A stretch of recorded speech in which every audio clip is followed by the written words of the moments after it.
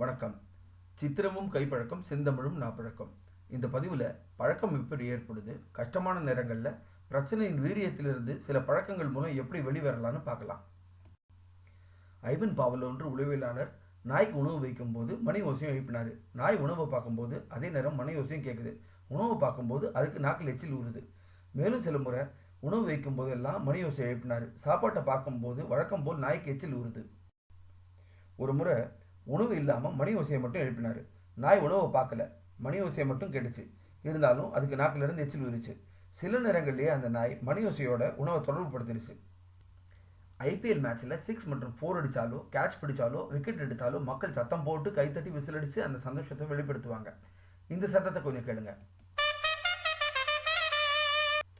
இந்த சத்தத்தை கேட்ட உடனே மக்கள் உற்சாகமாக சத்தம் போடுவாங்க. இந்த சத்தம் சாதாரணமாக ஒலிக்காது.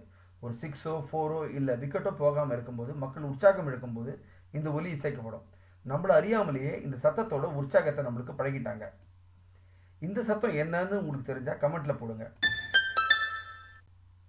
இந்த வார்த்தை என்னன்னு நான் சொல்லலை, ஆனால் அது எந்த நேரத்தில் எழுதியிருந்தாலும், அது எந்த கோணத்தில் எழுதியிருந்தாலும் தமிழோடு உள்ள தொடர்பால் நீங்கள் அதை சரியாக படிச்சிருப்பீங்க. அந்த வார்த்தையை ஒரு விதமாக படிச்சிருந்தாலோ, ஒருவரோட குரலில் படிச்சிருந்தாலோ அந்த நபர் அந்த அளவுக்கு உங்கள் மூளையில் தாக்கத்தை ஏற்படுத்தியிருக்காருன்னு அர்த்தம். அவர் குரலையும் பேசும் முறையையும் அந்த வார்த்தையோட தொடர்பு ஏற்படுத்திட்டாரு. நம்மள அறியாமலேயே நம்மளை சுற்றி நடக்கிற சில விஷயங்கள் நம் மூளையில் தாக்கத்தை ஏற்படுத்துது. அப்போது நல்ல பழக்கங்களையோ கெட்ட பழக்கங்கள்லேருந்து விடுபடுறது எப்படின்னோ நம்ம மூளையை முறையாக பயிற்சி எடுக்க வைக்கலாம். எதிர்மறை எண்ணம் உங்கள் மனசில் வரும்போது வாய் வழியாக மூச்சை வெளியேற்றுறது ஒரு முறை. அப்போ எதிர்மறை எண்ணத்தையும் சேர்த்து வெளியேற்றுற மாதிரியான எண்ணத்தோடு இதை செய்யணும். இன்னொரு வழிமுறை, காகிதத்தில் எதிர்மறை சிந்தனையை எழுதி கிழித்தெறியணும். கிழித்தெறியும் போது அந்த சிந்தனை நம்மளை விட்டு போயிட்டு தான் நம்ம நம்பணும். இதை செஞ்சால் நிரந்தரமாக பிரச்சனை போயிடுமா? அப்படி இல்லை, திரும்பவும் அந்த நினைவு வர்றதுக்கு வாய்ப்பு இருக்குது. அப்படி வந்தால் திரும்பவும் மேல் சொன்ன முறையை ஏற்படுத்தி தற்காலிகமாவது அதிலிருந்து விடுபடலாம். இதனால் நிச்சயமாக எதிர்மறை சிந்தனை நம்மளை கட்டுப்படுத்தாமல் தப்பிக்கலாம்.